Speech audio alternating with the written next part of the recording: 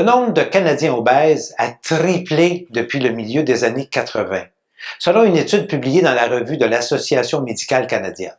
L'étude a été menée à partir de 3 sondages de Statistique Canada effectués sur 26 ans.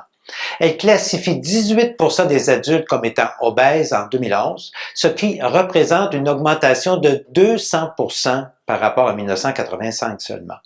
Le phénomène est accentué par une augmentation importante du nombre de personnes ayant un surplus de poids très important, une obésité morbide, qui ont souvent des problèmes de santé. L'étude montre que le problème des personnes obèses ne fera qu'empirer, particulièrement dans les provinces où il y a déjà des surplus de poids. Le plus grand nombre d'obèses adultes se retrouve dans les provinces de l'Atlantique.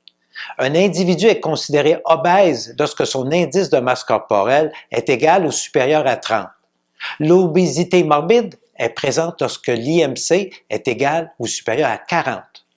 Cette obésité correspond à un excès de poids d'environ 100 livres ou près de 45 kilos, et ses répercussions physiques, psychiques et sociales sont importantes. Cet article, c'est que nous sommes en fait en pleine épidémie d'obésité et de diabète type 2.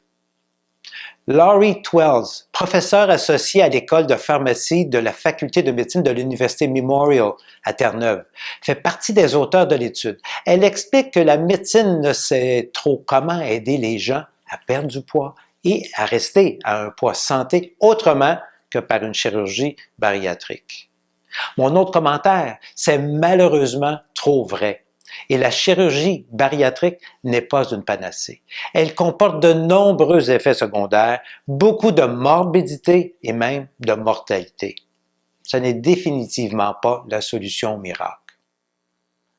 Le docteur Rémi Leblanc, médecin interne de Moncton, dit « C'est une équation assez compliquée, mais je pense que ce qui donne l'obésité, c'est la sédentarité, c'est-à-dire ne pas faire beaucoup d'exercice.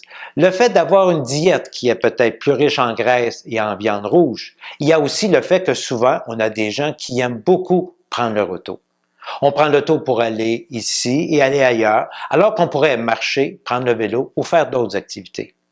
Mon commentaire, cette vision de l'obésité est très incomplète et explique l'échec de la médecine, de la nutrition et de l'activité physique à régler le problème. Le gouvernement canadien et les provinces tentent de corriger la situation, entre autres en interdisant les produits de la restauration rapide et les mets gras dans les cafétérias des écoles. Les gouvernements envisagent d'introduire de nouvelles mesures de sensibilisation comme un projet de loi en Ontario qui obligerait les restaurants à afficher le nombre de calories sur leur menu. Il faudra des années, voire des décennies avant d'obtenir des résultats. Mon commentaire? Tant et aussi longtemps que la médecine ne verra pas l'obésité comme une addiction, une accoutumance du même type que l'alcoolisme ou la toxicomanie, ces conseils nutritionnels ou d'activité physique seront presque inutiles. Ce ne sont pas les gouvernements qui vont régler le problème, mais bien chaque individu en surpoids. Il est temps de le responsabiliser. La bonne nouvelle, c'est que cette approche globale et efficace existe avec plus de 80% de succès du maintien du poids perdu, même après 4 ans. Ici, Dr. Maurice Larocque. Bonne motivation.